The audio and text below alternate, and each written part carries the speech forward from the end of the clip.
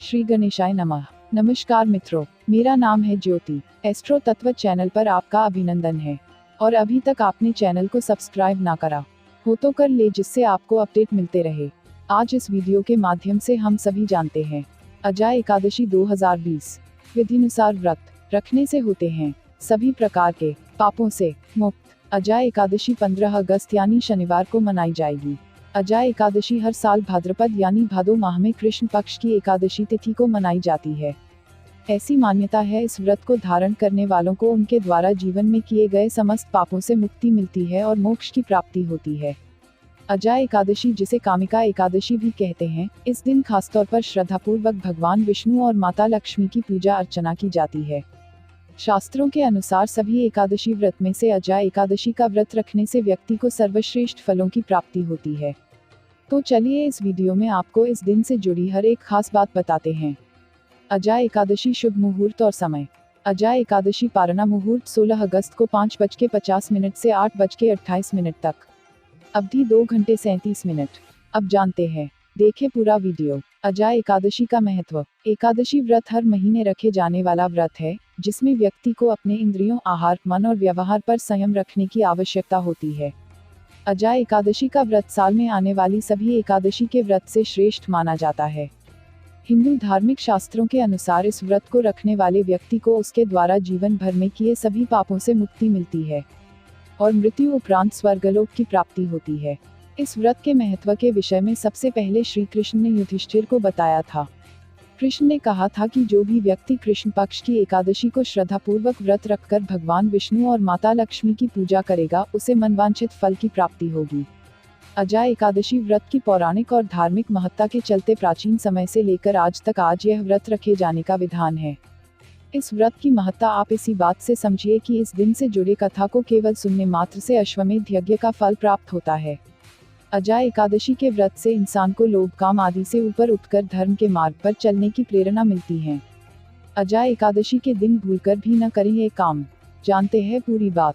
वैसे तो हर एकादशी का व्रत बेहद खास होता है और उस दिन से जुड़े कुछ नियम होते हैं जिनका व्रती को पालन करना होता है, लेकिन यदि आप अजय एकादशी का व्रत रखते हैं तो आपको विशेष तौर पर इन बताई गई कुछ बातों का पालन करना होता है। जैसे कि दशमी तिथि की रात को यानी एकादशी से एक दिन पहले मसूर की दाल खाने की मनाही होती है।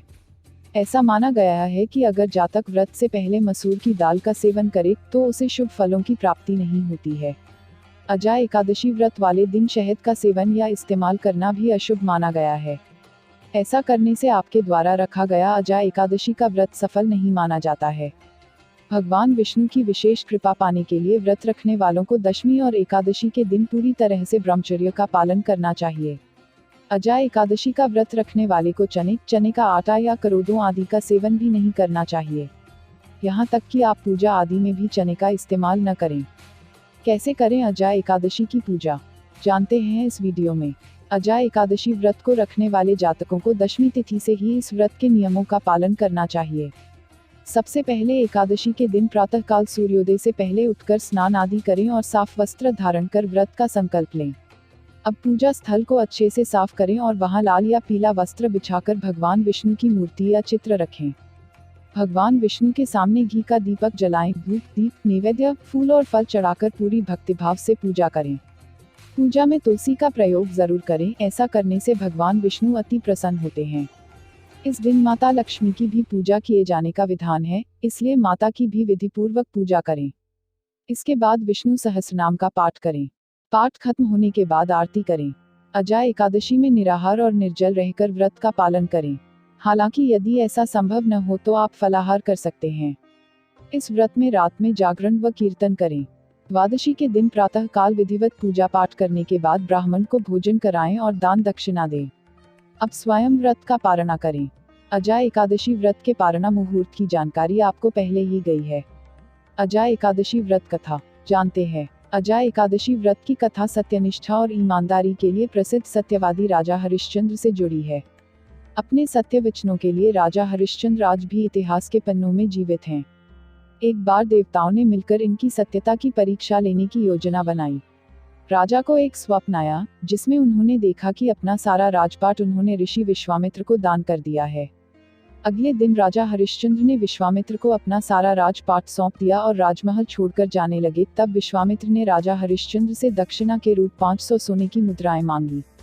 राजा हरिश्चंद्र ने विश्वामित्र से कहा कि उन्होंने अपने पूरे राजपाट के साथ साथ राज्यकोष भी दान में उन्हें में दे दिया और अब उनके पास अपनी पत्नी और बेटे के अलावा कुछ नहीं बचा। राजा ने विश्वामित्र की मांग को पूरा करने के लिए अपनी पत्नी, पुत्र और स्वयं को एक चांडाल को बेच दिया और बदले में मिली स्वर्ण मुद्राएं विश्वामित्र को दान में दे दी। वे अपनी पत्नी और बेटे से बिछड़ गए और उस चांडाल के यहाँ काम करने लगे। चांडाल ने राजा को शमशान भूमि पर होने वाले दाह संस्कार की वसूली का काम दे दिया। एक दिन राजा आधी रात के समय शमशान के द्वार पर पहरा दे रहे थे। तभी वहां एक स्त्री बिलखते हुए अपने पुत्र का शव हाथ में लिए पहुंची। वो महिला कोई और नहीं बल्कि राजा हरिश्चंद्र की पत्नी थी, जो अपने पुत्र के मृत शरीर का दाह संस्कार करने वहां आई थी। अपने धर्म का पालन करते हुए राजा ने अपनी पत्नी से दाह संस्कार के लिए पैसे मांगे। राजा की पत्नी के पास उन्हें देने के लिए धन नहीं था, इसलिए उसने अपनी साड़ी का आधा हिस्सा फाड़कर कर के रूप में राजा का दे दिया। राजा हरिश्चंद्र की कर्तव्य निष्ठा देख भगवान वहां प्रकट हुए और उनका राजपाट उन्हें लौटा दिया और साथ ही राजा के पुत्र को भी जीवित कर दिया। कहा जाता है कि जिस दिन यह घटना हुई थी उस दिन अजा एकदशी व्रत था। राजा हरिश्चंद्र के साथ ही उनकी पत्नी ने भी सुबह से अन्न जल ग्रहण नहीं किया था।